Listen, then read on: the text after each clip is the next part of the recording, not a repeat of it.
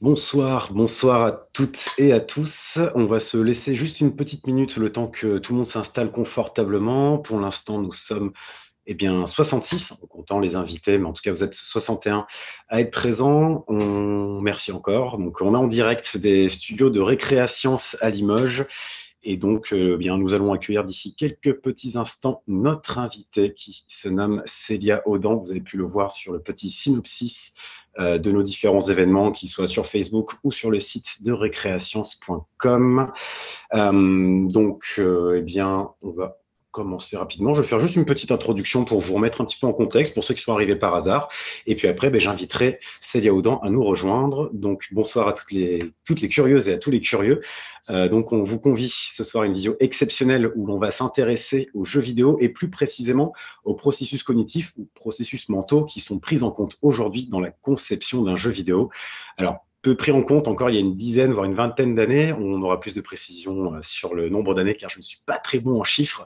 La science de l'expérience utilisateur ou UX est devenue une étape indispensable pour tout studio de développement afin donc de mettre le joueur au centre de la réflexion lors d'un développement et s'assurer surtout qu'un jeu vidéo soit fun en effet, à contrario peut-être de l'expérience utilisateur que l'on peut découvrir dans d'autres industries comme l'industrie du web ou de l'automobile ou peu importe, puisque l'UX est présente dans plein d'autres domaines. Et donc, j'invite tout de suite Célia Audan à nous rejoindre avec une webcam et aussi un micro ouvert. Bonjour Célia Du Audan. son. Bonjour Et Céline, ça va? parfait, ça va super, merci. On a également deux invités qui sont nos experts scientifiques, François Tronche et Peter Van Hout. Bonsoir. Alors François, je vous laisse juste décocher le micro. Oui, bonsoir Céline. Merci pour faire l'animation de la soirée. Oui, c'était juste pour présenter un peu la Société des neurosciences. Donc, on fait cette semaine du cerveau tous les ans. Ça fait une dizaine d'années qu'on le fait en Limousin. Et l'idée, c'est d'avoir des invités qui peuvent parler de leur domaine et puis qu'il y ait des gens qui fassent de la recherche en neurosciences aussi et qu'on puisse raconter ce qu'on fait dans les laboratoires ou ce qu'on fait ailleurs, comme ce soir, autour du cerveau. Et on l'organise en Limousin avec Récréation. Tu es dans les locaux là, en ce moment de Récréation. Ça va être une version un peu semi-sédentaire aujourd'hui, puisque la semaine du cerveau, elle est quand même présente dans plus d'une centaine de villes en France. Là, je crois que c'était un peu compliqué cette année. On va pas dire pourquoi, parce qu'on le sait forcément. Ça fait bizarre ou comment ça change dans l'organisation des choses? Ah ben, moi, j'ai couru de Limoges à Paris. Là, je suis à Paris. Ah, ok, ok. Et il y a eu un accident de train. On est resté 3 heures coincés, mais ça va. Mais vous êtes là pile à temps, donc c'est parfait. Ok, et donc je vois pas Peter, est-ce qu'il va nous rejoindre? Si, moi, je le vois. Ok, alors Peter, si vous voulez nous dire bonjour, un petit mot, vous pouvez. Ah oui. Il y a des Alors, problèmes de connexion. on sent Vous qu'en effet, ouais, il y a des petits soucis de connexion. m'entendez? Est-ce que vous m'entendez? Oui, mais je crois qu'il y a une petite latence. Euh, Neurone. alors, Un Peter, petit je suis désolé problème de vous de... couper, ouais. Je vais vous couper. Du coup, ce que je vous proposerais, c'est que si vous avez des questions à nous poser, n'hésitez pas de les transmettre via le chat ou en échange avec François Tronche, et puis on pourra les faire remonter ainsi, parce que c'est vrai que malheureusement, il semble qu'il y ait quelques petites turbulences ici. Il y a des Euh, décalages horaires. On est voisins en région parisienne. On habite dans la même ville. Il y a un petit décalage horaire. Ok. Mais un vrai décalage horaire avec Célia Audan, parce Vous que m'entendez ou pas? oui, alors, Oui, oui, oui. Alors, par contre, c'est ce que je disais. Je ne sais pas si vous avez entendu, Peter, mais je pense qu'à mon avis, votre connexion n'est pas assez bonne pour la visio. Donc, je vous propose peut-être de transmettre les questions à François, parce qu'il y a un petit décalage. Voilà, c'est pour ça que je vous dis ça. Ok, très bien. Et donc, voilà, je vous laisse recouper votre caméra et micro. Merci.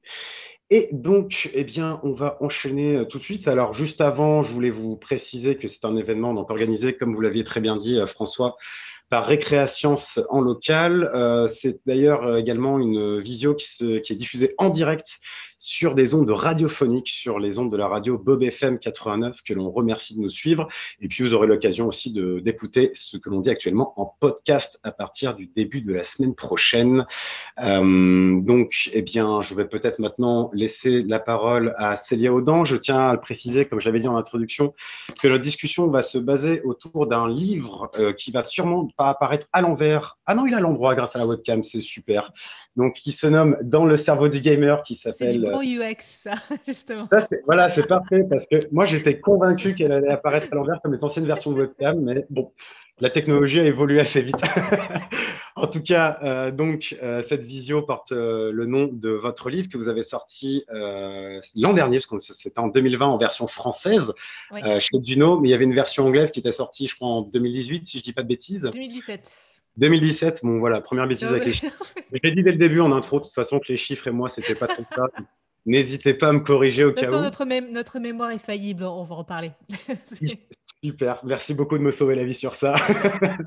En tout cas, donc, je fais une présentation très rapide de votre parcours, Célia. Donc, vous avez étudié la psychologie donc à Paris 5 jusqu'au doctorat.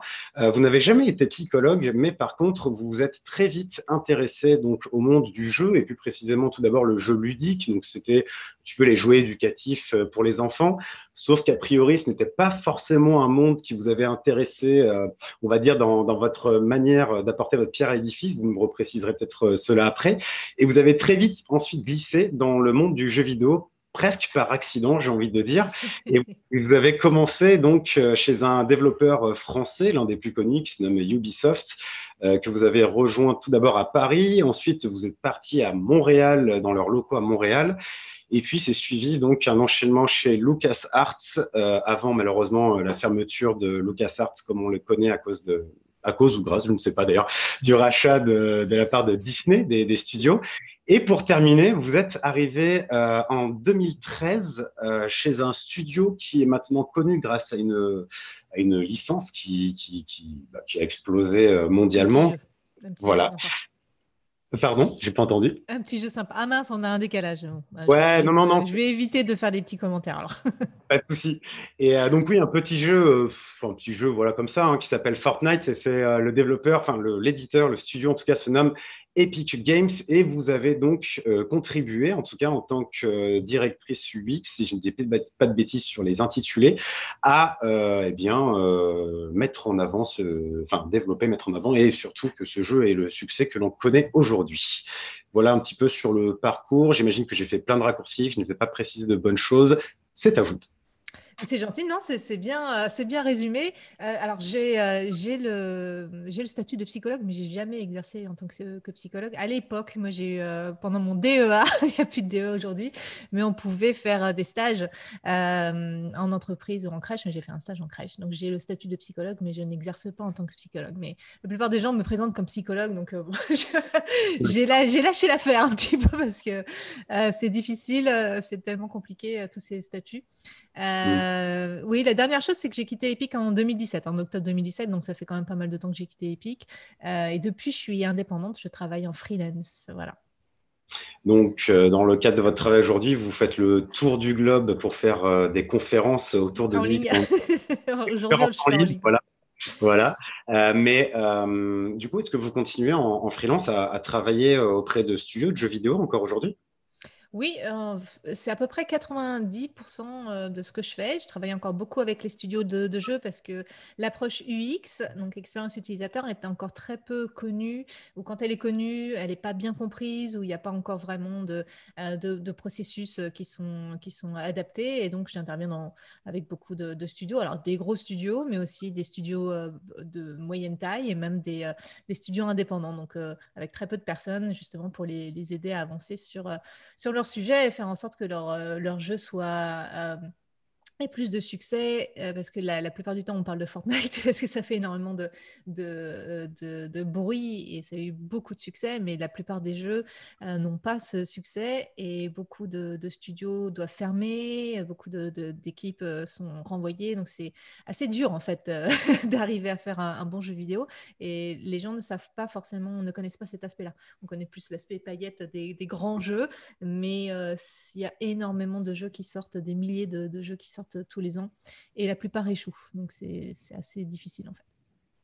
Eh bien, en tout cas, j'ai oublié de le dire, ça me permet de le repréciser sur peut-être les gamers qui nous suivent pour leur donner quelques références de jeux auxquels vous avez gravité autour à travers ces différentes expériences de studio. Donc, il y a eu la licence Assassin's Creed, il y a Rainbow Six, alors je sais plus c'est sur lequel en particulier. Alors, c'était pas sur C'est sur un le qui a jeu. été justement, qui n'a pas été jusqu'au bout parce que c'était très compliqué, mais c'était juste avant Rainbow Six Siege. Donc, c'était juste avant le dernier opus. Alors, Assassin's Creed, j'ai pas travaillé directement dessus, mais j'ai travaillé beaucoup avec les développeurs qui travaillaient dessus. Mhm. Et après, donc pareil, malheureusement chez LucasArts aussi, c'est un jeu qui n'a pas pu sortir, je crois, à cause du fait que le studio est fermé prématurément, entre guillemets. C'était Star Wars 1313. Ouais, Euh, 13-13, ouais. ça devait être quoi comme type de jeu déjà? C'était un RPG? Non, c'était plutôt action-aventure. Donc, c'était un peu. Alors, je ne sais pas si j'ai beaucoup de gamers ici qui nous écoutent, mais c'était un petit peu à la Uncharted, mais avec dans l'univers Star Wars. Et donc, tout ça, ça a été leaké. Donc ça a été. Je ne sais même plus comment on dit en français. On utilise tellement de termes anglais aujourd'hui que c'est compliqué. Mais oui, c'était censé être sur Boba Fett et c'était sur. C'est pour ça que c'est encore plus énervant aujourd'hui avec la série The Mandalorian parce que c'était dans cet univers-là. Ouais. Ok, très bien. Bon, sinon, il y a d'autres jeux également sur lesquels vous avez travaillé, mais ça, on laissera le loisir aux spectateurs de pouvoir rechecker ça de leur côté. Juste avant de commencer cet entretien, je vais vous réexpliquer un petit peu ce dont on va parler aujourd'hui. On va être un peu sur une présentation au bout de deux parties, car malheureusement, on a qu'une heure et le temps va passer très, très vite. On laissera évidemment en fin de visio la possibilité de poser des questions en direct pour vous tous. Mais sachez qu'il y a le chat aussi de Zoom sur lequel vous pouvez poser vos questions et on les redispatchera en direct. En première partie, voilà, on va parler un petit peu des bases. Qu'est-ce que c'est que l'UX de manière générale et plus précisément après l'UX dans le jeu vidéo. Et ensuite, on va parler d'une première partie forcément sur les processus cognitifs puisque votre rôle, c'est de vous servir de vos connaissances en psychologie pour pouvoir améliorer l'ergonomie ou l'expérience en tout cas d'un jeu. Et ensuite, pour ceux qui sont un peu plus spécialistes, peut-être qu'il y a des développeurs ou des designers qui nous écoutent aujourd'hui, on fera un petit condensé, ce sera vraiment la partie émergée de l'iceberg, mais on va dire des grosses étapes UX à ne pas louper pendant les développements d'un jeu vidéo. Et à la fin, des questions annexes et des questions de vous tous, si vous le souhaitez. Je rappelle donc aussi à François Tronche et Peter Van Hout que vous pouvez intervenir à tout moment. Il suffit, je crois, de lever la main sur Zoom. Alors, c'est quelque chose qui me paraît assez ésotérique puisqu'on ne peut pas lever la main en vrai, mais je crois qu'il y a un bouton pour ça. Donc, n'hésitez pas à intervenir à des moments pour apporter des précisions et des parallèles peut-être avec les neurosciences de manière générale. Alors, commençons par la base de la base. L'UX, ou l'expérience utilisateur, est un terme ultra barbare pour beaucoup de monde encore aujourd'hui. C'est un concept nouveau, même si c'est pas si nouveau que ça. Moi, de ce que j'ai cru comprendre, on va dire, c'est que dans le monde industriel, l'UX est arrivé un petit peu au milieu du XXe siècle, vers la Seconde Guerre mondiale, ou même peut-être avant. Comment ça s'est surtout développé pendant la Seconde Guerre mondiale. Alors, l'UX, en gros, je vais juste vous raconter une petite histoire. Est-ce que, déjà, réfléchissez chez vous, combien de fois ça vous est arrivé dans un lieu public d'ouvrir une porte, de tirer une porte qui, en fait, devait se pousser?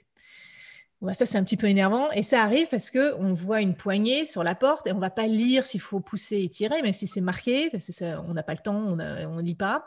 Mais on va prendre la poignée et on va tirer parce qu'il y a une poignée. Donc, ça, c'est justement qu'il y a une mauvaise expérience utilisateur. C'est-à-dire que la porte n'est pas adaptée à nos attentes. On a des modèles mentaux qu'on utilise pour comprendre comment des représentations mentales, si vous préférez, pour comprendre comment le monde fonctionne. Et on va tout le temps prendre des raccourcis parce qu'on n'a pas le temps. Et donc, quand on voit une poignée, on va la prendre et on va la tirer. Donc, c'est un peu énervant quand il faut la pousser.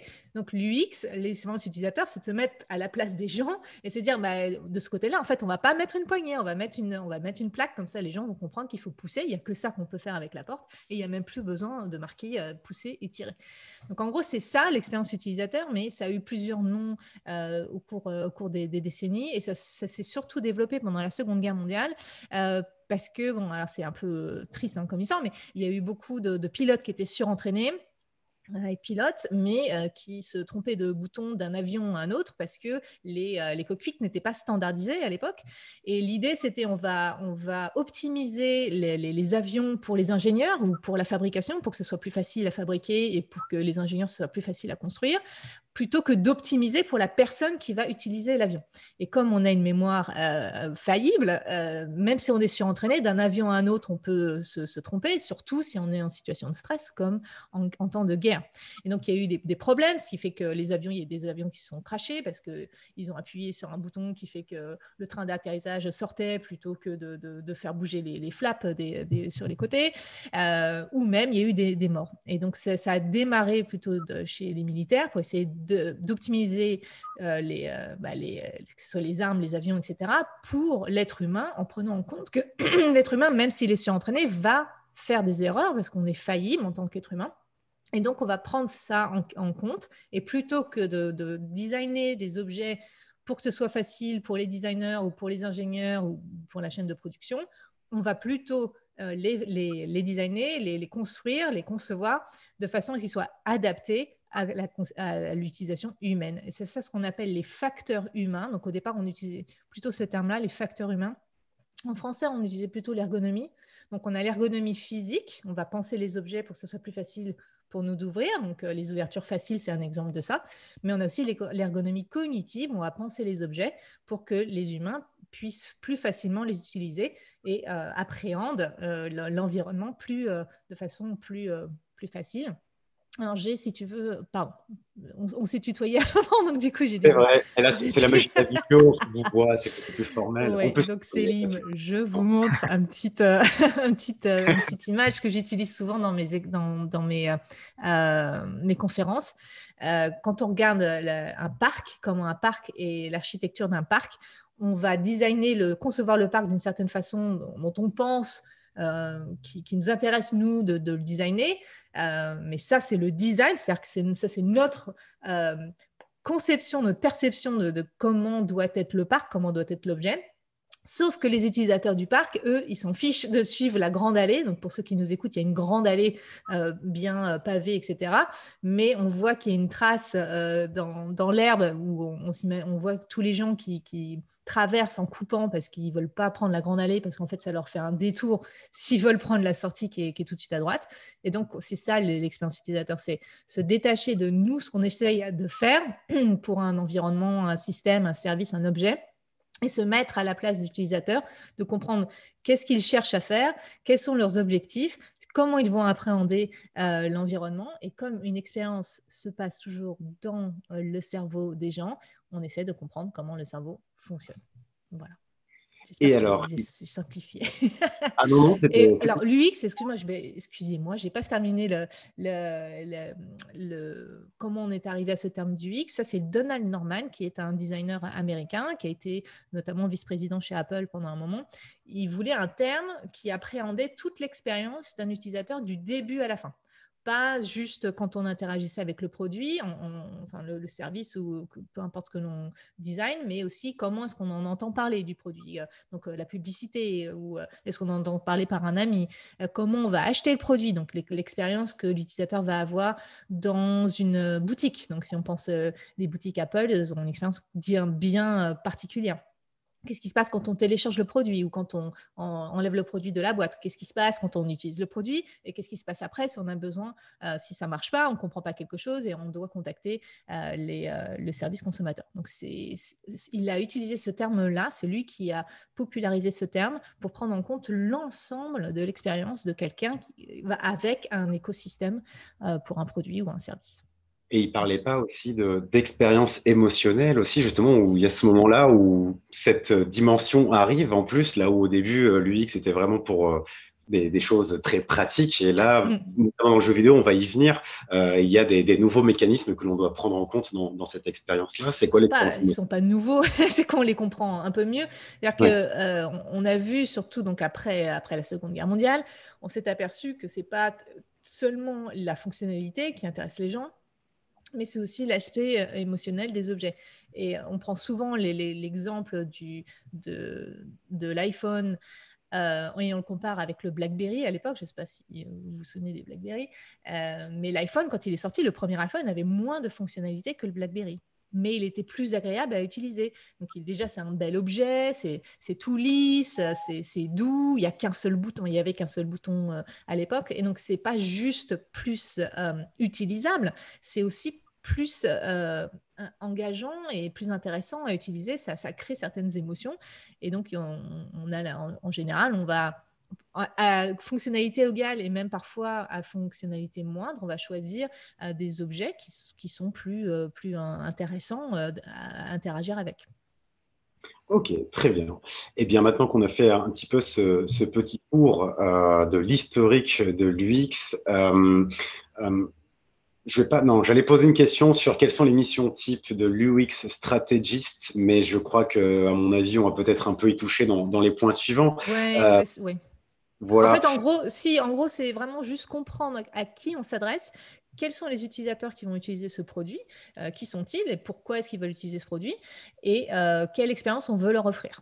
Donc, c'est ça, en fait, c'est d'avoir cette stratégie-là, d'être sûr que tout le monde est sur la même page et qu'on va tous dans la même direction et donc on a les bons outils, on a les bonnes personnes et on a les bons processus. C'est ça, faire la stratégie UX. Alors, passons maintenant eh bien, à l'étude de différents processus cognitifs qui vont être bien très déterminants donc, dans le cadre de la conception d'un jeu vidéo.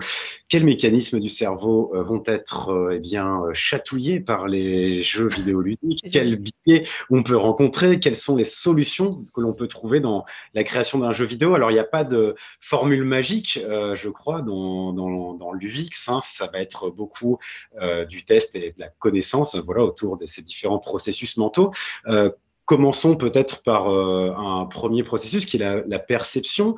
On sait déjà de base, le premier postulat à comprendre, c'est que la perception est subjective et propre à tous. Qu'est-ce que ça provoque du coup comme difficulté voilà, de départ dans le cas de la création d'un jeu, pardon?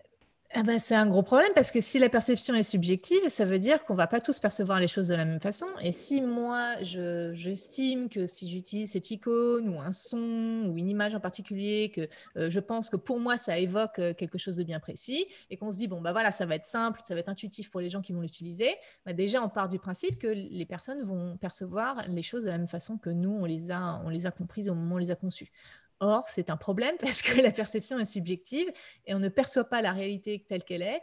La perception est une construction mentale du cerveau. Et donc, déjà, ça pose tout un tas de problèmes. Et du coup, que je monte des... Ah, à chaque fois, je te tutoie, pardon. Mais tu sais quoi, on va se tutoyer en fait, hein, ça va être plus simple. Ça va être plus simple. Du coup, oui, en effet, alors j'imagine qu'il va y avoir un petit exemple, mais par exemple, moi, Oui, je pense à une première chose, donc sur la perception, j'imagine au niveau de l'iconographie, est-ce que je devine bien l'exemple qui va arriver ou, Oui, alors attends, avant, ce que je voulais montrer quand même, c'est faire un petit test avec les gens pour voir ce qu'ils perçoivent. Donc, bon, ça, c'est les processus mentaux de façon générale. C'est extrêmement simplifié. Hein. Le cerveau, c'est beaucoup plus complexe que ça. Il faut faire aussi attention. Il y a beaucoup de raccourcis qui sont utilisés parce que les neurosciences sont très en vogue. Moi, en fait, je ne fais même pas des neurosciences, hein, c'est des sciences cognitives, donc l'étude des processus mentaux. Donc, la perception, voilà, c'est un exemple. Vous pouvez répondre dans le chat. Dites-moi ce que vous percevez dans cette image et on va voir les différentes réponses des gens. Ça peut être intéressant. Donc, c'est des barres de couleurs. Donc, pour ceux qui nous écoutent, alors je suis désolée, ça va pas être très facile. Différentes audio, mais j'ai un exemple audio juste après. Ok. Alors, il y a des gens qui voient des petits bonshommes, des couleurs et des rectangles, des Playmobil, des drapeaux. Et voilà, j'ai vu Street Fighter. Donc, effectivement, ça, c'est une représentation abstraite des personnages de Street Fighter. Et donc, ce que ça prouve, c'est qu'en fonction de vos connaissances antérieures, vous n'allez pas percevoir cette image de la même façon. Soit vous allez percevoir donc, des personnages ou des barres de couleurs, des Lego ou ce que vous voulez. Mais si vous avez joué à Street Fighter ou que vous connaissez bien ce jeu, en général, les gens reconnaissent tout de suite le pattern de couleurs qui correspond au personnage de Street Fighter. Et si vous êtes daltonien, et c'est le cas d'à peu près 8% de la population masculine, vous êtes exclu de mon exemple. Et ça, c'est très important de se rappeler qu'à chaque fois qu'on design quelque chose, on va potentiellement exclure des gens. Il faut comprendre qui on exclut et si ça fait sens d'exclure ces gens pour ce qu'on essaie de faire. Donc, je vais passer celui-là, mais bon, vous voyez un B, et puis là, si je fais ça, vous voyez un 13. Donc, la perception aussi change en fonction du contexte. Alors, j'ai un exemple audio. Alors, c'est un peu compressé, mais au moins, tout le monde va pouvoir participer. Alors, écoutez, c'est un extrait du film The Dark Knight, Batman. Écoutez le son de la Bat-Cycle, et on va en parler juste après. Ça vient, non?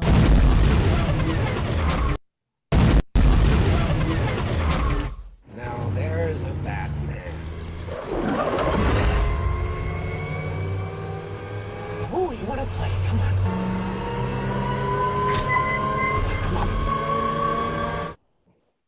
Alors, quand on entend ce son, donc c'est hyper compressé, donc les gens me disent on dirait un aspirateur. Mais en fait, ce qui est surtout important ici, c'est qu'on a l'impression que le son monte à l'infini. Or, ce n'est pas possible. Au niveau de nos sens, on ne peut pas entendre les sons quand ils sont trop hauts. Au bout d'un moment, on ne les entend plus. Mais ça, en fait, c'était une illusion, cette fois-ci auditive. On appelle ça la tonalité de Shepard tone en anglais. Et donc, ce qui se passe, c'est qu'on a plusieurs tons qui s'entremêlent. Et donc, on a l'impression que c'est infini, donc ça monte ou que ça descend, alors qu'en réalité, ce n'est pas le cas. Donc, la perception est subjective et ce n'est pas la même chose que la réalité. Donc, quand on crée un jeu ou n'importe quoi, un système, un service, il faut toujours se détacher de la réalité de notre design et comment les gens le perçoivent. Voilà, c'est important. Et il y a, je crois, un autre exemple aussi, on va dire, concret dans des jeux. Je pense notamment à des jeux de RPG où on peut retrouver, donc des jeux de rôle, pardon. On retrouve souvent donc dans ces jeux-là des arbres de compétences que l'on peut où on peut débloquer des compétences lorsque l'on augmente de niveau, etc. Et il y avait souvent des problématiques dans certains jeux plutôt anciens où ces arbres de compétences étaient un peu illisibles, notamment en termes de progression. Et des fois, c'est là où je voulais venir sur le fait que l'UX, c'est aussi le sens du détail, puisqu'il y a, par exemple, voilà, des différentes compétences qui sont disséminées dans cet arbre à compétences, voilà. Et pour progresser, on ne savait pas vers quel niveau aller, parce qu'on n'avait pas de fléchage, tout simplement, qui permettait de nous diriger vers la compétence suivante quand on augmentait de niveau. Ça, pareil, c'est des choses aussi qui ont été réfléchies après des tests de perception avec des testeurs. Comment ça a été? Alors, ça dépend du studio. C'est encore pas toujours bien implémenté, comme je te le disais avant. Mais oui, c'est par exemple dans Fortnite. Je vais donner un exemple dans Fortnite. Ça, c'est une icône qu'on avait en 2013 quand je suis arrivée. On a fait venir des gens pour jouer un petit peu au jeu. Il était encore très... comment dire, c'était encore un prototype, mais on pouvait jouer au jeu et puis on pouvait aller dans le menu. Et il y avait cette icône. Et après coup, donc les gens ont joué un peu au jeu et après je leur demandais c'est quoi ça, qu'est-ce que ça veut dire ça, qu'est-ce que ça veut dire ça. Donc je testais leur perception des icônes, mais aussi d'autres choses, hein, parce qu'on se focalise beaucoup sur les icônes, mais ça peut être aussi des sons, des musiques, des personnages, comment on comprend l'environnement. Et pour ça, donc je ne sais pas si les gens ont deviné ce que c'était. Donc c'était l'icône des pièges. Mais il y a beaucoup de joueurs qui ne m'ont pas dit ça, qui m'ont dit on dirait des munitions ou on dirait des arbres, donc quelque chose qui a un rapport avec la construction. Donc c'est un gros problème. Ça, c'est une icône assez centrale dans Fortnite. Les pièges, c'est assez central. Donc on a itéré. On a transformé cette icône en une icône qu'on appelle un archétype. Il n'y a pas de piège à loup dans Fortnite. Et donc au départ, donc, ça ressemblait à une planche avec des pics. Donc je dis ça pour ceux qui nous écoutent. Et on a transformé ça en une icône qui représente un piège à loup assez standard, même s'il n'y a pas de piège à loup dans Fortnite. Mais à partir du moment où on a changé ça, les gens ont tout de suite compris de quoi on voulait parler. Donc, je ne sais pas comment ça a été évolué dans le studio auquel tu parles, mais c'est ça qu'il faut faire. C'est-à-dire qu'il faut tous les éléments qui doivent être perçus d'une certaine façon par les joueurs afin qu'ils puissent jouer au jeu, il faut s'assurer que les joueurs les perçoivent bien de la façon dont on les a conçus. Et ça, on n'est jamais sûr à 100% que ça va être le cas parce que la perception est subjective. Petite question du chat. est-ce que vous faites en sorte de réunir toutes ces perceptions subjectives lors de la création d'un jeu? Alors, je comprends peut-être que est-ce que vous listez des perceptions subjectives que vous avez déjà pu voir dans d'autres jeux, que vous recommandez, entre guillemets, le fait de ne pas faire des erreurs à d'autres studios? Enfin, est-ce que c'est quelque chose qui se fait, en fait? Alors, pas vraiment. Par contre, on a des conventions en fonction du type de jeu.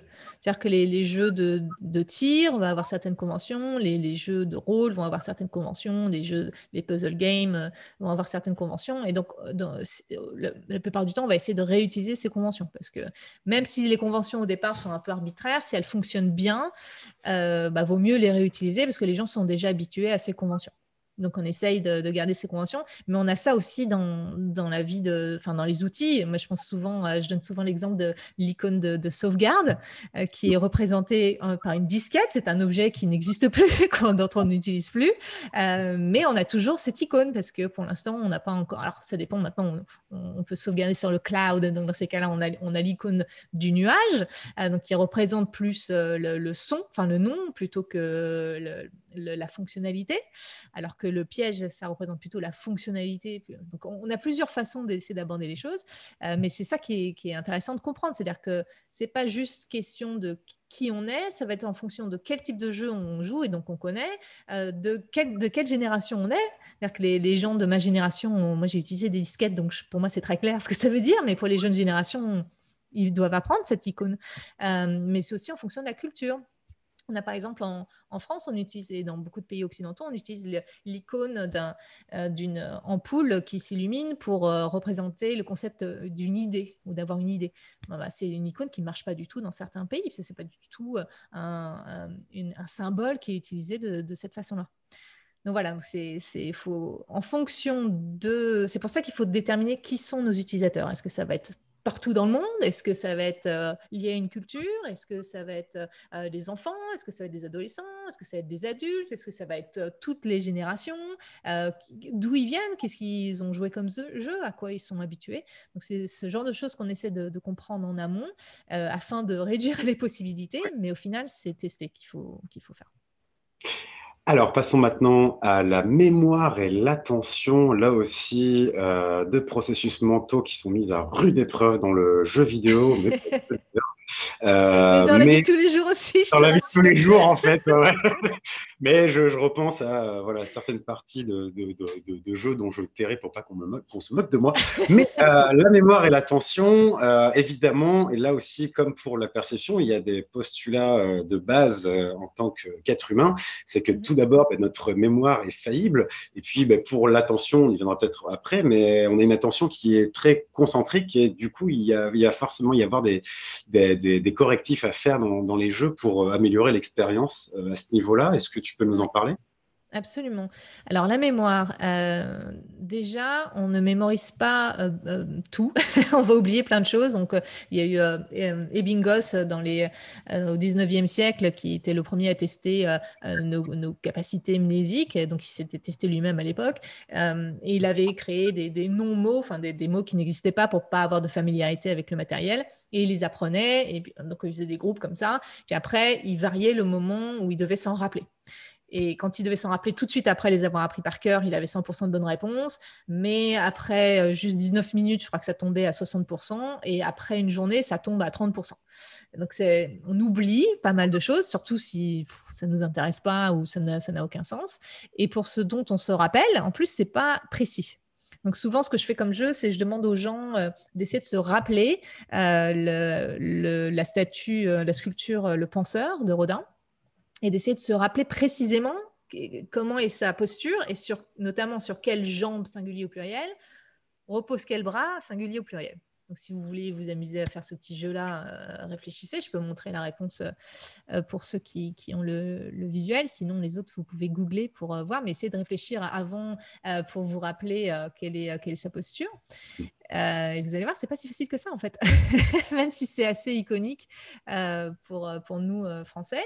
Voilà, il a en fait les deux bras sur la jambe gauche. Et souvent, ce qu'on me répond, c'est soit à la main droite sur la jambe gauche, soit sur le même côté, mais c'est très très rare que quelqu'un me dise non, en fait, il a les deux bras sur la jambe gauche. Et la raison pour laquelle c'est difficile, c'est que le cerveau, on prend pas des photos, par exemple, Oui. quand on mémorise des choses visuelles, et puis on va ranger ça quelque part dans le cerveau, et puis quand il faut s'en rappeler, hop, on ramène cette image parfaitement encodée de la même façon à notre conscience. C'est pas du tout comme ça que ça fonctionne. Je vous ai dit que la perception, c'est une construction du cerveau. La mémoire est une reconstruction. Et à chaque fois qu'on reconstruit nos mémoires, on peut potentiellement les altérer jusqu'à même créer de fausses mémoires. Donc ça, c'est un gros problème dans les jeux vidéo aussi, parce que c'est souvent une expérience qu'on va avoir au cours de plusieurs heures, plusieurs jours, même plusieurs semaines, voire mois. Et donc, d'un jour à l'autre, les gens peuvent avoir oublié quelque chose. Donc déjà, ils ont beaucoup de choses à apprendre dans un jeu, surtout dans un jeu vidéo complexe comme Fortnite. Et s'ils ils reviennent le lendemain et qu'ils ont oublié pas mal de choses, c'est un peu embêtant, parce que c'est pas ça c'est pas un jeu de mémoire. Il y a des jeux de mémoire, c'est un jeu qui sont là pour challenger la mémoire. Ici, ce n'est pas le cas. Donc, comme notre mémoire est faillible, on va donner des informations tout le temps aux joueurs. Donc, par exemple, on va afficher des informations sur ce qu'on appelle le HUD en anglais, c'est Heads Up Display. En français, on traduit ça en affichage tête haute. Et donc, c'est l'idée d'avoir des informations tout le temps disponibles. Et ça évite aux joueurs de devoir se rappeler, par exemple, de quelles sont les armes qu'ils ont en ce moment, quels sont les matériaux qu'ils ont, combien ils en ont de chaque. On ne demande pas aux gens de mémoriser ça. On ne demande pas aux gens de mémoriser sur quel bouton ils doivent appuyer quand ils sont proches d'un coffre, par exemple. Cette information-là va s'afficher sur l'écran. On ne demande pas non plus aux gens de mémoriser quels sont dans Fortnite, les ingrédients, voilà, pour crafter des objets. Ils peuvent épingler ces recettes sur leur écran, et donc ils n'ont pas besoin de se rappeler tous les ingrédients ni de qu'est-ce qui leur manque, et ça leur permet de se focaliser sur voilà, j'ai juste besoin de récupérer du copper, du cuivre. Ah oui. Donc voilà, c'est ça qu'on essaye de faire, encore une fois, parce que Fortnite, c'est pas là où on veut challenger les joueurs. On choisit, on veut challenger le joueur. Bien sûr, il y a des choses on va les challenger, mais c'est pas là-dessus qu'on veut les challenger. Donc on va donner ces informations-là. Et l'attention, on a différents types d'attention, mais disons que quand on se concentre sur quelque chose, c'est une attention sélective. Et ce qui se passe quand on a une attention sélective, c'est qu'on va vraiment filtrer le reste. C'est un peu comme si on avait des œillères, et on va se concentrer sur une information, et on va pas pouvoir prendre en compte ce qui se passe autour, donc que ce soit l'audition, la vision, tout ça, c'est pareil. Et donc, on ne peut pas faire du multitâche. Hein. On pense qu'on est fort en multitâche, mais ce n'est pas le cas. On ne peut que faire du multitâche, et encore, si une ou plusieurs des tâches sont automatisées. Donc, par exemple, on peut conduire tout en naviguant, surtout parce qu'on a appris à conduire d'abord avec un instructeur, une instructrice. Une fois que ça a été automatisé, la conduite a été automatisée, donc déjà, on peut se porter plus attention à l'environnement. C'est pour ça que c'est très dangereux de faire deux choses à la fois quand on est en train de conduire, parce que s'il se passe quelque chose qui nous demande une attention vraiment importante pour éviter d'écraser quelqu'un, par exemple, on va réagir trop tard. Dans la vie de tous les jours, c'est pas très grave, c'est quand on fait du multitâche, mais dans une situation comme ça, ça veut dire peut-être que quelqu'un va mourir. Donc, on essaie de faire attention à ça, voilà. On essaie de ne pas surcharger. Pardon, excusez-moi. Donc dans le jeu vidéo, par exemple, ouais. Par rapport à l'attention, comment on peut aider le joueur à ne pas louper les bonnes informations? Alors bon, il y a le HDR, qui est plus là, pas vraiment dans ce système-là, quoique, c'est plus pour la partie de la mémoire, comme tu le disais à l'instant. Le HUD, tu veux dire? Le HUD, pardon. Je me suis trompé d'acronyme. J'essaie de raccorder les wagons, mais je ne trouvais pas. Mais voilà, est-ce qu'il y a pareil, comme le HUD, des outils comme ça pour aider le joueur à améliorer son attention dans un jeu quand il doit atteindre un objectif, par exemple, ou autre? Oui. Alors, il y a plusieurs choses. Déjà, il y a des éléments, des moments dans le jeu où on va challenger l'attention des joueurs. Typiquement, dans les jeux d'action, ils doivent courir, se protéger, construire, tirer, aller soigner des amis. Enfin, il y a beaucoup justement, on les fait switcher d'une tâche à l'autre, pas mal. Donc ça, c'est le but du jeu. Mais ce qu'on va éviter de faire, c'est au moment où les joueurs apprennent à jouer au jeu, on va essayer d'éviter de leur donner une information importante au moment où ils sont en plein combat, par exemple. Parce que quand on est en plein combat, c'est la première fois, on essaie de découvrir. C'est pas le moment de leur expliquer comment se soigner ou comment faire ci ou ça. Donc, on essaye de limiter la surcharge cognitive, la charge cognitive à certains moments, et surtout quand il y a des éléments importants qu'on veut que les joueurs s'aperçoivent. Donc, par exemple, dans les jeux où on a des coéquipiers, on va vraiment s'assurer que quand un coéquipier est par terre et qu'il faut aller l'aider, qu'il va y avoir beaucoup d'éléments qui vont nous aider à porter l'attention à ça. Donc, ça peut s'afficher, par exemple, au centre de notre écran plutôt que dans les coins. Il peut y avoir un son associé qui peut être assez fort. Et c'est ce qui fait que ça nous permet de capter notre attention pour se dire, ah oui, là, il y a notre ami qui est par terre, il faut que j'aille l'aider, parce que sinon, on est tellement dans notre truc qu'on s'en aperçoit pas. Donc voilà, c'est surtout ces deux. Des espèces d'alertes, en fait, finalement, des notifications in-game, on peut dire ça comme ça. Des alertes, et des alertes même, on est conditionné à répondre à ces alertes, comme dans la vie de tous les jours. Donc, si vous avez joué au jeu qui s'appelle Metal Gear Solid, il y a une alerte qui arrive quand les ennemis vont bientôt nous apercevoir. Et donc, c'est un jeu où on doit se cacher, on tuer des gens. Et donc, quand on entend cette alerte, on doit prendre une décision vraiment très rapidement. Soit je me cache avant d'être repéré, soit je vais tirer dans le tas. Mais du coup, cette alerte est assez reconnaissable, et on devient conditionné à réagir à cette alerte. Au même titre qu'on est conditionné à réagir quand on commence à conduire et qu'on entend bip, bip, bip. Ah oui, il faut que je mette ma ceinture de sécurité. Donc, c'est ça. Comme on n'a pas beaucoup de mémoire, et en plus, quand on a plein de trucs à faire en même temps, c'est difficile de se concentrer sur les choses qui sont importantes. C'est pour ça que les objets sont designés de telle façon qu'ils vont porter attention à certains moments, et surtout dans la sécurité routière, c'est très étudié ce genre de choses, mais pour faire en sorte que les véhicules et la route soient plus secure. Ça y est, je fais mon Jean-Claude Van Damme, je suis désolée. Moi, j'allais dire sécurisé. Sécurisé, voilà, sécurisé. Ouais, voilà, je pense que ça peut le faire. Alors, j'ai deux questions dans le chat Zoom. Alors, d'abord, c'est plus une... Oui, c'est une question. Donc, c'était par rapport au multitasking. Donc, après, alors, je vais citer de but en blanc. Hein. Après, les très bons joueurs intériorisent, ils apprennent à avoir des automatismes afin de faire du multitasking dans certains jeux très exigeants. Dans les inputs, non, point d'interrogation.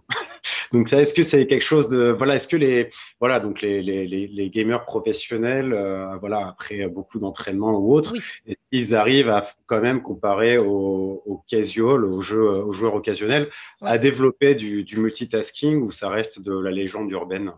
Non, absolument. C'est-à-dire qu'on peut s'entraîner, et c'est tout l'intérêt de développer des routines et de s'entraîner surtout dans tout ce qui est physique. C'est-à-dire que quand on joue à un jeu, il y a quand même toute une partie physique où il faut réagir, appuyer sur le bon bouton au bon moment. Ça, c'est ce qu'on appelle de la mémoire implicite, qui est très différente de la mémoire explicite, qui est par exemple se rappeler de quel est le nom du bouton, par exemple, ça c'est la mémoire explicite, ou qu'est-ce que vous avez fait hier soir, c'est la mémoire explicite. La mémoire implicite, on ne s'en rend pas forcément compte, mais c'est comme quand vous avez... Au bout d'un moment, si vous tapez tout le temps sur un clavier AZERTY, vous n'avez plus vraiment besoin de regarder où vous tapez. Au bout d'un moment, vous avez intériorisé ça, vous automatisez ça. Et ça, c'est très important de pouvoir automatiser ce genre de choses. Comme la conduite d'une voiture, on automatise, on n'a plus besoin de réfléchir. Alors, attends, à quel moment je soulève le pied pour enclencher? Ça devient automatisé. C'est ça qui nous permet de faire du multitâche. Et si vous regardez des joueurs professionnels, que ce soit League of Legends ou à l'époque StarCraft ou même Fortnite, vous les voyez... Fortnite, il y avait des joueurs, vous les voyez construire très, très, très rapidement. C'est assez impressionnant. Et c'est parce qu'ils ont intériorisé énormément de comportements. Ça leur permet justement de porter attention à d'autres choses en même temps. Alors, autre remarque, donc c'était par rapport à la mémoire, donc vous évoquiez en rapport avec le HUD, il y a aussi des automatismes sur la méta du jeu. C'est quoi votre avis sur le sujet? Alors, sur la méta du jeu, c'est-à-dire, est-ce qu'on parle... il y a une phrase après, alors peut-être que ça va donner un indice ou pas, mais mon impression est que la stratégie UX autour de la méta est souvent négligée et certains jeux sombrent dans le temps car perdant leur essence et les gens aiment peu le changement. Est-ce que ça s'applique aussi dans le jeu? Alors, les gens aiment peu le changement. En fait, dans la réalité, les gens râlent quand ça change, mais les gens aiment le changement. Et justement, si le jeu ne change jamais, c'est là qu'on s'aperçoit que les gens partent et le jeu meurt. Donc, Mm. c'est quand même assez stressant aussi pour les boîtes de jeux parce qu'ils doivent tout le temps recréer du nouveau contenu. Mais si, la partie méta, on s'y intéresse aussi. Alors, effectivement, c'est plus compliqué. Alors, ça dépend du jeu. Le méta dans Fortnite, il est quand même assez léger, Battle Royale, mais dans la partie sur laquelle j'ai le plus travaillé, Sauver le monde, elle est assez complexe. C'est un RPG. Donc, on a toute la partie méta, c'est je suis le commandant de mon home base, de ma base, et j'essaie de comprendre comment je peux avoir plus de puissance. Et plus on est puissant, plus on peut se développer, plus on peut faire des quêtes importantes. Et donc, c'est comme ça qu'on progresse. Donc, ça, c'est ce qu'on appelle la partie méta, effectivement. Comment est-ce qu'on progresse en dehors de juste le moment. En anglais, on appelle ça le moment-to-moment action. Donc, le moment où on est dans une mission et on tire sur des gens et on accomplit sa mission. Une fois qu'on est sorti de sa mission, on a eu des récompenses et puis on essaie de faire une stratégie pour se développer. Ça, c'est ce qu'on appelle le méta. Et si, alors on y réfléchit beaucoup, mais encore une fois, à partir du moment où il y a des systèmes un peu complexes, on s'assure de faire au mieux pour les exprimer, mais plus c'est complexe, plus c'est compliqué à exprimer. Donc typiquement, le méta, c'est général plus complexe et c'est assez long et compliqué à expliquer, d'autant plus qu'effectivement, le jeu peut évoluer et au bout d'un moment, les gens sont perdus, même les développeurs sont perdus. Il y a quand même toute une partie quand on développe un jeu où on essaie d'expliquer à tout le monde ce que les game designers ont dans leur tête. C'est quand même déjà ça c'est la partie UX pour les développeurs de jeux. On essaie de comprendre. Alors tu as plusieurs systèmes, alors tu fais ça, et après, alors j'ai rien compris, alors on recommence. Donc c'est assez difficile, les systèmes peuvent être assez compliqués. Alors, j'ai Peter Van Hout qui veut intervenir, donc l'un de nos spécialistes donc de la Société des neurosciences, qui voulait apporter une remarque ou une question. Peter, je vous en prie. Il y aura peut-être un petit décalage, d'ailleurs, je préviens. Oui. On me fait signe que non. Je vais l'écrire. Vous allez l'écrire. Ok, très bien. Merci. Je suis désolé, mais c'est que nous, on a, je pense, un petit jet lag de 20 secondes. Donc, moi, de Californie, ça fait encore plus loin. C'est ça, voilà. Selon dans quel serveur ça passe, etc. Ça passe par le câble. Voilà. L'Atlantique. Très rapidement, parce que je vois que l'heure file de manière exponentielle, c'est incroyable. Est-ce que on peut quand même parler de la motivation et de l'émotion, parce qu'en fait, on le parlait en début de visio, mais donc l'UX, l'expérience utilisateur, existe depuis un moment pour des services ou des produits, pour les rendre plus ergonomiques, mais la subtilité du jeu vidéo, c'est que il faut aussi le rendre fun. Enfin, c'est-à-dire que pour jouer à un jeu vidéo, il faut que ce soit marrant d'y jouer. Et il peut y avoir parfois plein d'ajouts UX pour le rendre plus accessible, etc. Mais si le jeu n'est pas fun, n'est pas motivant, on ne va pas y jouer longtemps. Du coup, il y a un rôle aussi de l'UX dans justement cette motivation et ces émotions que l'on veut procurer aux joueurs. Et comment ça se passe ? Absolument. Alors, première chose, on ne rajoute pas de l'UX. L'UX, c'est une approche, en fait. C'est vraiment une façon de penser les choses, plutôt que se dire, je vais faire mon produit, que ce soit mon parc, mon outil pour les gens ou mon jeu vidéo, je vais le design dans ma tête, hop, je vais implémenter le truc, vraiment dans un huis clos, et après, une fois que je pense que j'ai fini, hop, je l'ouvre au monde, et c'est là qu'on s'aperçoit que personne ne peut l'utiliser. L'approche UX, c'est de ne pas être dans un silo, c'est de se dire, OK, voilà, ça, ce sont mes hypothèses, on fait un prototype, hop, tout de suite on teste. Tout de suite on regarde, est-ce que c'est ça, que ça marche pas. Donc quand ça marche pas, on va itérer en fonction des résultats. Donc c'est vraiment une approche du processus plutôt qu'un truc qu'on fait à un certain moment. Donc déjà ça. Ensuite, la grosse différence entre les jeux vidéo et les outils, c'est que les outils, essentiellement, on cherche à faire en sorte qu'ils soient utilisables. Parce que les gens veulent utiliser l'outil, non pas pour le plaisir d'interagir avec l'outil, mais pour accomplir des objectifs. Donc, on essaie de faire en sorte de en retirer toutes les frictions d'utilisation avec l'outil. Donc, ce que je vous disais avec la porte, où on utilise Zoom, est-ce qu'on comprend qu'est-ce qu'il faut faire pour lever la main, pour poser des questions? Si on ne comprend pas tout de suite, ça veut dire qu'on a une friction avec l'outil et c'est énervant parce que notre objectif n'est pas d'interagir avec l'outil, c'est de faire quelque chose en particulier. Un jeu vidéo, ce n'est pas le cas. Un jeu vidéo, ce n'est pas un outil. On interagit avec le jeu vidéo justement pour le plaisir d'interagir avec. Donc oui, il va falloir qu'on retire les frictions qui ne sont pas intentionnelles, donc les frictions de comprendre une icône alors que ce n'est pas le but du jeu. Mais par contre, on va rajouter des frictions qui sont, comme on dit, par design, qui sont intentionnelles. Par exemple, même au niveau de la perception, il y a des jeux qui rajoutent des frictions au niveau de la perception, comme un jeu qui s'appelle Monument Valley, qui est très beau, qui est basé sur l'univers de MC Escher. On joue avec la perception des gens. On a des jeux de mémoire et on a beaucoup de jeux qui vont challenger l'attention. Et donc, c'est ça qu'on essaye de faire. On essaye d'apporter la bonne dose de challenge et on va aussi s'assurer que le jeu est motivant. Donc, on va être motivé à jouer au jeu. Si on commence un jeu et que c'est pas fun et qu'on s'ennuie, on va arrêter de jouer. Donc, la première des choses qu'on essaie de faire, c'est de s'assurer que les gens sont motivés déjà à jouer au jeu et ensuite à continuer à jouer au jeu. Donc, on regarde ce genre de choses, on regarde le côté émotionnel. Un jeu, c'est quand même aussi une forme d'art qui est interactive, donc elle est assez différente du cinéma, par exemple, mais on ne va pas aller voir un film pour s'ennuyer. Donc, on va voir un film pour générer des émotions, que ça peut être la tristesse, on peut aller voir un film pour rigoler ou réfléchir à des choses. C'est pareil, un jeu vidéo, on a envie que ça nous crée des émotions. Donc, on va réfléchir à comment on peut créer des émotions chez les joueurs et on va aussi réfléchir au flow, donc au flux, faire en sorte que les joueurs puissent à un moment vraiment être concentrés dans le jeu et vraiment s'amuser. Et on a ce moment où on est vraiment dans le contrôle du jeu et on oublie un peu ce qui se passe. Ce qui peut aussi arriver quand on lit un bouquin qui est passionnant, qu'on regarde un film qui est passionnant ou qu'on fait une activité qui nous passionne, donc, que ce soit faire de la guitare ou n'importe quoi, même faire sa compta, si c'est quelque chose qui nous intéresse, on peut complètement oublier ce qui se passe autour de nous. Donc, ça va être vraiment... tu disais de parler tout à l'heure de design émotionnel. Donald Norman déjà disait que même pour les outils, c'est pas juste bien qu'ils soient utilisables, mais il faut aussi quand même cet aspect où c'est assez agréable d'interagir avec l'outil. Mais pour les jeux vidéo, c'est essentiel. C'est-à-dire que si on n'a pas ça, ça n'a aucun intérêt. Un jeu vidéo qui est utilisable, mais il n'y a aucun challenge, ou c'est pas drôle, ou ça ne nous intéresse pas, ben on ne va pas y jouer. Et donc, je vais donner une seconde chance, mais cette fois-ci à François Tronche. Donc, peut-être pour poser la question, je pense que de son côté, ça peut aller mieux. François, je te laisse la parole. Oui, ça ira certainement mieux, mais tu m'as devancé, en fait. C'était exactement la question sur les émotions, ça, mais peut-être pour aller un petit peu plus loin, je suis complètement ignare en jeu vidéo, mais comment vous pouvez jouer justement sur renforcer les émotions, que ce soit du plaisir ou que ce soit, je sais pas, peut-être de la peur ou de la tristesse ou... Oui, absolument.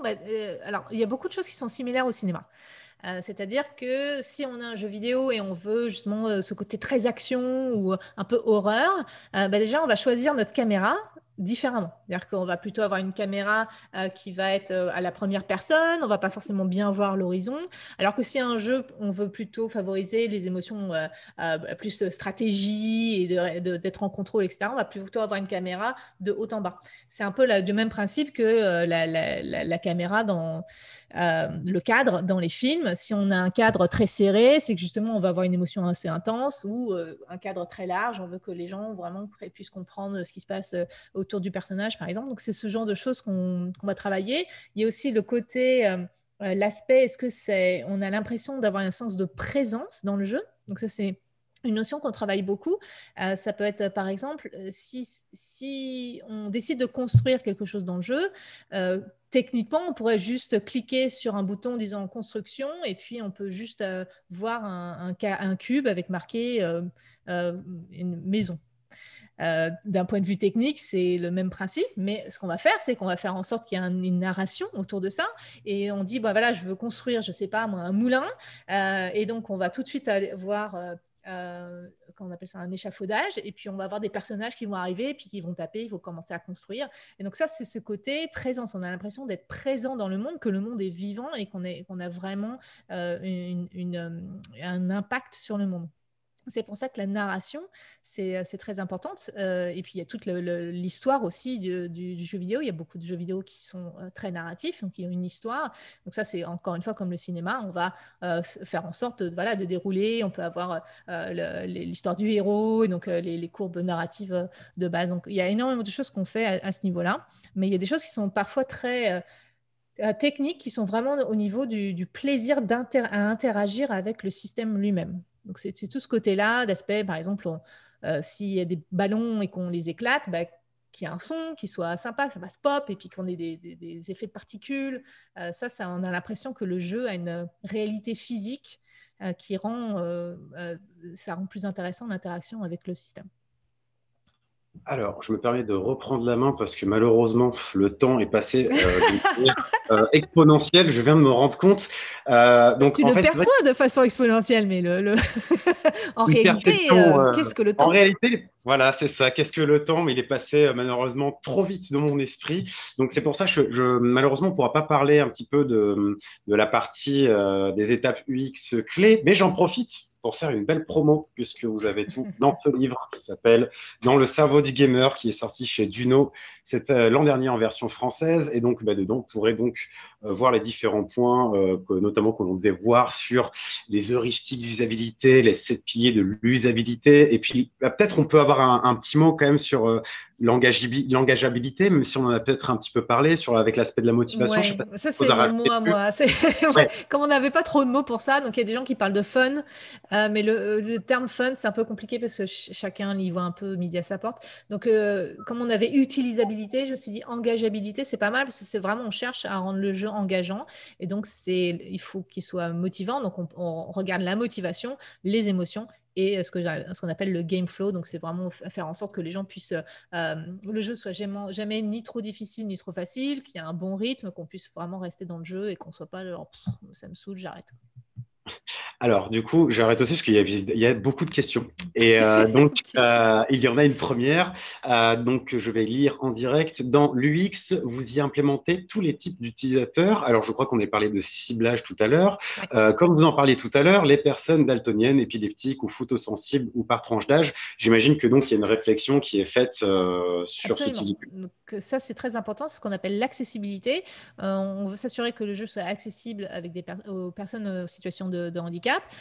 Et donc, ça fait partie des notions vraiment clés dans l'UX. C'est-à-dire, quand on a une approche UX, ce n'est pas le business qu'on met au centre, c'est l'utilisateur qu'on met au centre. Et on va être dans une situation de gagnant-gagnant, c'est-à-dire qu'on va faire en sorte que l'environnement, le jeu, quoi que ce soit, offre la meilleure expérience possible à l'utilisateur, la plus inclusive possible et aussi la plus éthique possible. L'idée, c'est de ne pas exploiter les biais des utilisateurs et ni de se dire t'es daltonien, tant pis. Alors, je me permets Ouais, une petite remarque, mais sur Fortnite, vas-y. qui est un jeu hyper coloré, justement, pour les daltoniens, est-ce qu'il y a Ouais. comment ça se passe? Il y a une version alternative ou alors les couleurs, elles ont été aussi sélectionnées Alors, en oui, pensant à ce alors public? déjà, déjà, on a quand même beaucoup de problèmes d'accessibilité dans la plupart des jeux. Déjà, Ouais, c'est c'est vrai. quelque chose qui a du mal à avancer. Deuxièmement, dans Fortnite, on a vraiment beaucoup travaillé pour faire en sorte qu'on n'ait pas besoin de communiquer une information avec la couleur seulement. Donc oui, il y a plein de couleurs et ça, c'est pas un problème. Ce qui est un problème, c'est quand il faut discriminer une couleur ou deux couleurs pour comprendre ce qui se passe. Donc, on essaie toujours d'avoir une forme associée à une couleur ou une texture associée à une couleur. Et la troisième chose qu'on peut faire, c'est on utilise des filtres. Donc, il y a trois principales formes de daltonisme et on va utiliser des différents filtres pour s'assurer que les couleurs qu'on a choisies contrastent suffisamment pour les personnes qui sont daltoniennes, peuvent quand même faire la différence entre ces deux couleurs. Donc, voilà. Mais par exemple, on ne va pas dire appuie sur le bouton rouge et pas le bouton vert. On Oui. va pas faire ça pour certaines personnes qui ont un daltonisme rouge-vert. Voilà, c'est pas utilisable, c'est pas accessible pour ces personnes-là. Alors, il y a une question là, que je veux en surligner, mais que je vais garder pour la fin, justement, parce qu'on parlait d'éthique et ça va être un petit peu aussi D'accord. Allez, le la petit coup fin. d'épice pour la fin. Voilà. Alors, avant, Peter, j'ai réussi à avoir sa question en version écrite. Donc, Ah, question. Alors, je vais la lire. Question naïve. Je comprends bien l'utilité de comprendre le fonctionnement du cerveau pour, en quelque sorte, le séduire en jouant sur l'ergonomie du jeu, les émotions et l'attention. Mais selon vous, c'est quoi un bon jeu et est-ce que son utilisation est bénéfique pour le cerveau? ah bah dis donc. Alors ça, c'est un gros sujet. Donc, ce que je trouve assez intéressant, c'est qu'on ne pose jamais ce genre de questions aux gens qui font du cinéma, par exemple, ou des musiques, alors que c'est pareil, hein, on séduit comme le cerveau. On a des musiques même peuvent nous faire pleurer, donc qui créent des émotions assez intenses. L'intérêt, c'est, encore une fois, comme c'est du divertissement, on va pas regarder un film, on va pas écouter une musique, on va pas lire un livre qui nous intéresse pas. Donc la notion de séduction est déjà un petit peu connotée, mais l'idée c'est que si c'est pas intéressant, on va pas le faire. Or l'intérêt, encore une fois, c'est pas un outil, donc si c'est pas intéressant, ça n'a aucun intérêt. Donc c'est vraiment des questions de base. Et non seulement ces questions d'intérêt, mais aussi si c'est compliqué à utiliser, s'il faut mémoriser des choses et comme voilà, on a des limites dans nos processus mentaux, ça va pas être. On va oublier, donc du coup, on va se dire, de toute façon, ce jeu est nul et on va arrêter. On va toujours blâmer le jeu, ce qui est normal, hein, parce que c'est au jeu de s'adapter et pas à l'être humain. Et la dernière notion, qu'est-ce qu'un bon jeu, un mauvais jeu? Un bon jeu, c'est un jeu qui est fun. Voilà, un jeu, c'est fait pour être amusant. Donc, si on s'amuse, voilà, c'est un bon jeu. Les problèmes qui peuvent survenir avec les jeux, déjà, hein, le jeu, c'est très important pour le développement de l'enfant et de l'adolescent et de l'adulte, et même pour entretenir un cerveau un peu dynamique. C'est important de jouer parce que quand on joue, on est confronté à des situations qui n'existent pas dans la vie réelle. Donc, ça nous permet de nous entraîner plus. Donc, de façon générale, le jeu est globalement plutôt bénéfique pour le cerveau. Après, c'est comme toute activité, si on en abuse, forcément, c'est pas bon. Donc, toute activité va potentiellement changer le cerveau, va avoir un impact sur le cerveau. Le jeu, de façon générale, a plutôt un bon impact sur le cerveau. Après, on a des jeux où on sait que ça va améliorer l'attention visuelle sélective, par exemple. Il y a eu beaucoup d'études sur ça, notamment de Daphné Bavelier, qui a fait pas mal d'études sur ça. C'est assez intéressant parce qu'on observe même un transfert de ces compétences sur d'autres activités. Donc, par exemple, quand on conduit, il va falloir avoir une attention sélective, visuelle sélective assez performante.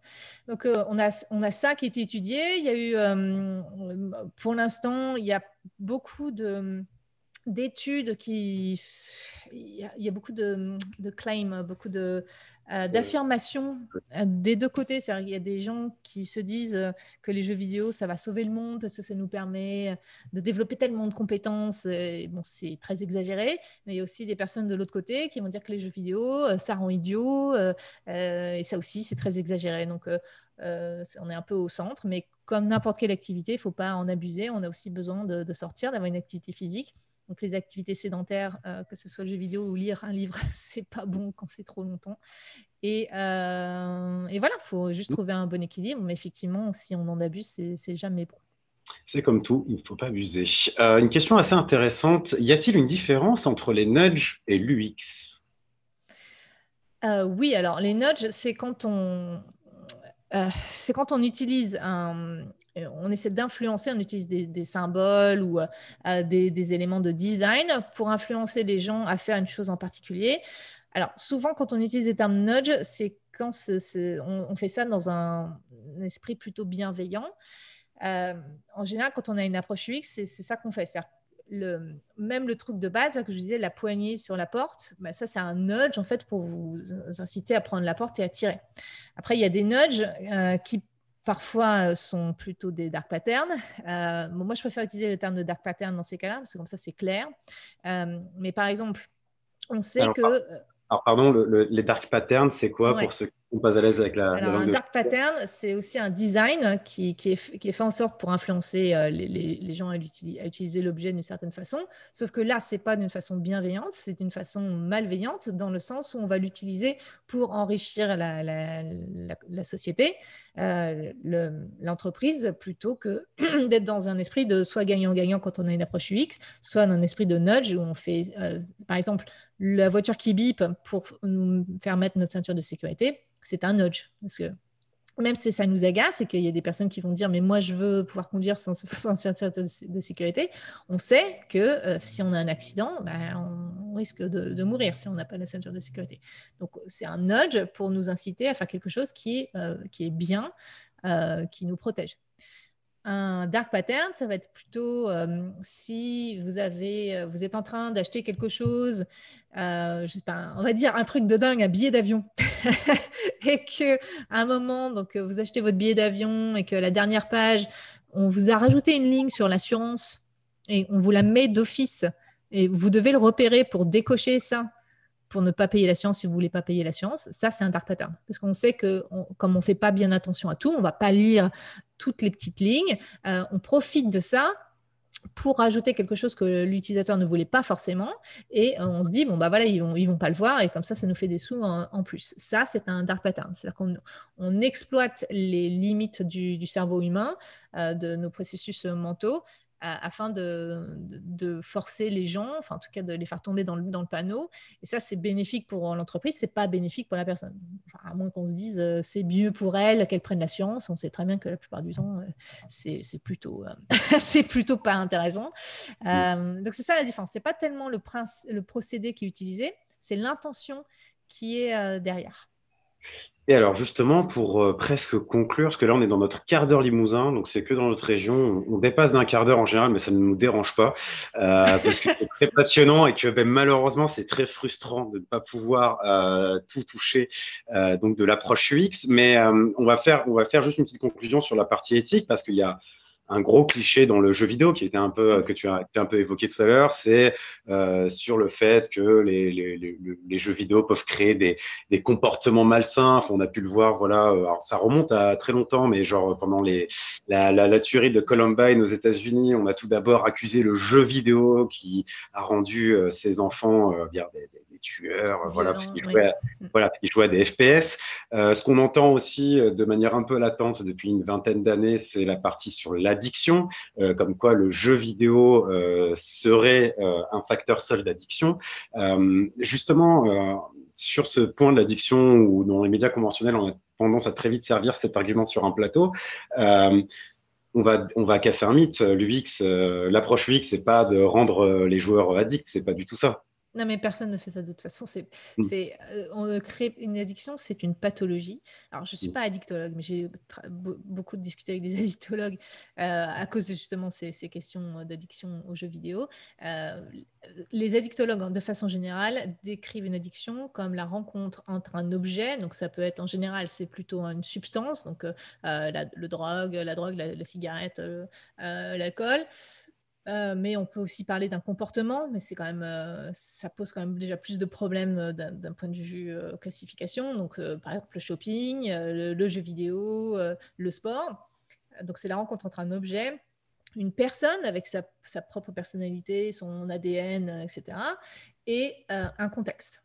Et d'après ce que j'ai compris, c'est qu'il n'y a jamais un objet qui peut créer une addiction par lui-même. C'est toujours la rencontre entre les trois. Donc déjà, dire qu'on crée une addiction, ce n'est pas le cas. Il y a plus de 2 milliards de joueurs de jeux vidéo dans le monde. Le problème, c'est qu'on utilise le terme d'addiction un peu légèrement. On va dire, je suis complètement accro à cette série télé. On n'est pas en train de dire qu'on a une pathologie en général. Mais il y a des gens qui ont une pathologie, bien sûr, qui n'arrivent pas à s'arrêter de jouer aux jeux vidéo, ou n'arrivent pas à s'arrêter de faire du shopping, ou peu importe ce que ce soit. Ces personnes-là ont besoin d'aide, mais il ne faut pas justement prendre à la légère ce problème-là. Il ne faut pas non plus stigmatiser les milliards de joueurs qui jouent. La très grande majorité des joueurs n'ont pas ce problème pathologique avec le jeu vidéo. Cela dit, ce n'est pas une raison pour ne pas réfléchir au dark pattern qui commence à se développer dans le jeu vidéo, qui ne viennent pas du jeu vidéo, qui sont venus d'ailleurs, qui, par exemple, encouragent les joueurs à se connecter un certain jour parce qu'il va y avoir un événement incroyable et si on n'est pas là, on aura raté quelque chose de dingue. Ça, c'est ce qu'on appelle le fear of missing out, la peur de manquer ou la FOMO. Ça, c'est une technique marketing qui est utilisée aussi pendant les soldes. On dit, ça, c'est la semaine des soldes. Il faut absolument aller à cette semaine-là, sinon on va rater quelque chose de dingue. C'est le même principe. Et ça, effectivement, ça peut poser des questions parce que le joueur ne revient pas parce qu'il a envie de jouer ou elle à ce moment-là, mais parce qu'il y a un événement qu'il ne faut pas manquer. Donc, il y a tous ces procédés-là c'est plutôt autour de ce qu'on appelle l'économie de l'attention, qui pose problème, des problèmes éthiques qu'il faut décortiquer. Il faut comprendre dans quel contexte, à quel moment ça pose problème, à quelle population. On sait que plus la population est jeune, plus c'est un problème, parce qu'on a plus on est jeune, plus on a du mal à contrôler nos impulsions. Et donc ça, c'est des choses dont il faut parler, mais dire qu'on crée de l'addiction, c'est déjà, ça stigmatise les joueurs, mais aussi les développeurs de jeux qui, encore une fois, la grande majorité sont des gens passionnés par leur métier, qui sont passionnés par les jeux vidéo et qui cherchent à faire en sorte d'offrir le meilleur jeu possible. Donc, il y a deux choses différentes. Déjà, il y a le jeu lui-même, réfléchir aux procédés qui sont utilisés dans le jeu et aussi tout le côté marketing du jeu qui est autour. Il faut réfléchir à ces techniques-là, dénoncer les dark patterns, en parler, mais pas stigmatiser les milliards de joueurs de jeu. Il y a aussi l'éthique dans les studios de développement aussi, où voilà, on est dans un monde du travail, des fois qui est un peu compliqué. Voilà, avec le crunch, voilà, qui est ce terme utilisé pour parler des heures supplémentaires pour pouvoir sortir un jeu à temps. On pense aux équipes de CD Projekt pour Cyberpunk qui en plus sont un peu cassés les dents. Même Epic Games a été beaucoup de studios de jeux, hein, c'est le cas. Et aujourd'hui, comme en plus les jeux restent sur la durée. Avant, il y avait effectivement la période de crunch, comme on dit, on va faire des temps supplémentaires, mais vraiment, c'était le mois avant de sortir le jeu, parce que voilà, il faut tout boucler, etc. Mais là, comme le jeu sort, mais en fait, on est tout le temps en train d'apporter des patchs, donc voilà, on le maintient en vie. En fait, les équipes, elles sont tout le temps en train de travailler très fort, tout le temps. C'est assez compliqué. Donc, il y a des problèmes de pratique comme ça. Il y a aussi des problèmes d'inclusion dans le jeu vidéo. Il y a très peu de femmes. C'est quand même majoritairement des hommes blancs en Occident. Donc, il y a des problèmes d'inclusion. Il y a pas mal de problèmes à régler donc, au niveau de l'éthique dans les jeux. Et c'est pour ça d'ailleurs qu'avec plusieurs collègues, on a lancé l'initiative Ethical Games pour essayer d'avancer sur toutes ces questions-là. Voilà. En tout cas, du boulot. Si vous souhaitez en savoir plus, car nous arrivons à la fin de la conférence, c'est dans le cerveau du gamer. Je le mets bien devant la caméra. Tu le mets bien devant voilà, les yeux. Dans les yeux de tout le monde. Voilà. Donc, à retrouver dans toutes les bonnes librairies ou sur les internets, comme on dit. Je laisse peut-être la parole à François pour la conclusion. Je ne sais pas si François, tu avais des remarques de manière globale ou une autre question, peut-être parce qu'il nous reste en vrai que 2 minutes et je suis désolé. J'étais juste, j'écoutais, j'étais très intéressé et c'était vraiment très intéressant. Merci beaucoup Célia pour avoir participé et merci Célim pour avoir eu l'idée d'inviter Célia à présenter ce livre. J'ai vu qu'il y avait une question mais on n'aura pas le temps, sur la médecine et les interfaces vidéo. Et il y a effectivement pas mal de choses à... Oui, alors si ça intéresse les gens, j'ai écrit un blog post, c'est en anglais pour l'instant, et j'ai aussi écrit un nouveau livre qui parle justement de ça, de toutes les recherches sur le jeu vidéo. Et il y a effectivement là un premier jeu qui a été autorisé par la FDA, donc l'organisme aux États-Unis qui autorise les médicaments pour soigner le HDHD. Donc en français, c'est quoi déjà le trouble déficitaire de l'attention? Ah oui, oui. Et donc, et ça a été prouvé scientifiquement que ce jeu permet aux enfants de mieux se concentrer plutôt que de prendre des médicaments. Oui, il y a aussi des jeux des interfaces vidéo pour soigner les anxiétés, puis pour soigner aussi les gens qui ont perdu un bras. L'amblyopie aussi, il y a plein de choses. L'ancien truc du miroir, mais en jeu vidéo, pour l'utilisation d'un bras manquant, des choses comme ça. Et il y a 2 ans, on avait invité quelqu'un, parce qu'il y a un laboratoire à Limoges, je pense que c'est un laboratoire INSERM qui travaille là-dessus, et c'est quelqu'un qui auparavant travaillait dans un laboratoire qui s'intéresse à ces questions-là sur Paris. Absolument. Et puis en Je vais discutant, juste- il y a le fait aussi que nous, on utilise maintenant pour les animaux, en fait, pour étudier le comportement des animaux, de plus en plus des interfaces vidéo où les animaux vont aller interagir sur des écrans, donc les souris en l'occurrence pour nous, mais vont aller interagir avec des écrans tactiles d'une part, et d'autre part aussi pour voir leur mémorisation et leur mécanisme d'apprentissage. Les gens utilisent des jeux vidéo et elles se déplacent dans un jeu vidéo en faisant tourner avec les pattes des genres de trackball inversés pour s'y déplacer. Mais voilà, c'est tout ce que j'avais à dire. Et merci vraiment beaucoup pour cette présentation. Et Peter se joignait à moi, je l'ai eu au téléphone, mais il a des problèmes de connexion. Alors, on l'a constaté malheureusement. Mais pour une prochaine fois, en tout cas, merci à tous encore une fois de nous avoir suivis pendant cette heure plus petit quart d'heure limousin. Je rappelle le bouquin Dans le cerveau du gamer. Voilà, n'hésitez pas à aller sur le site internet aussi de Célia, celiaaudan.com pour pouvoir suivre bien tes Mais il faut actualités. absolument que je le traduise en français. Là, j'ai vraiment honte. Je sais que c'est pas mal de boulot, mais il faut que je le fasse parce qu'il y a pas mal de réponses aux questions. Et j'ai mis le nom du jeu en question là, de la FDA, c'est Endeavor RX. Mais voilà, il y a plein de choses qui se font et c'est hyper intéressant. Et juste une ultime question pour de vrai, sur les conférences que tu fais, donc elles ciblent souvent les développeurs ou les studios, mais est-ce que le grand public peut y participer en ligne aussi ou ça reste vraiment de niche comme ça? Alors, ça dépend. J'ai plusieurs classes que je donne. Alors, pour l'instant, c'est surtout en anglais, tout simplement parce que c'est plus compliqué déjà pour moi d'avoir des francophones. Alors, j'ai nos amis québécois, mais c'est plus compliqué à faire fonctionner ça. Mais ça peut m'arriver d'en faire en français. Donc, j'ai des masterclass que je fais vraiment pour les développeurs de jeux. Donc, ça, c'est un peu compliqué. Après, j'ai des masterclass où je retire les leçons de ce qui rend les jeux intéressants pour pouvoir les appliquer dans des situations de gamification ou d'éducation ou pour la fintech ou la tech santé, etc. Donc ça, c'est quand même plutôt pour les professionnels. Mm. Après aussi, je parle des biais implicites et l'inclusion, quels sont le rôle de ces biais implicites qui font qu'on n'est pas aussi inclusif qu'on aimerait l'être. Donc ça, c'est un peu plus grand public. Mais voilà, c'est quand même relativement pour des professionnels. Je fais rarement des conférences. Mais bon, je pourrais réfléchir s'il y a un jour il y a un intérêt, pourquoi pas, hein. Je peux juste parler des processus mentaux et parler voilà, d'éthique, parler de dark pattern, aider les gens à les repérer, à pas tomber dedans, aider les parents à aider leurs enfants à les repérer aussi, parce que ça c'est assez stressant hein, pour les parents, je peux les comprendre, hein. Je comprends tous les angoisses qu'ils peuvent avoir quand on voit son enfant de pas décrocher de son jeu.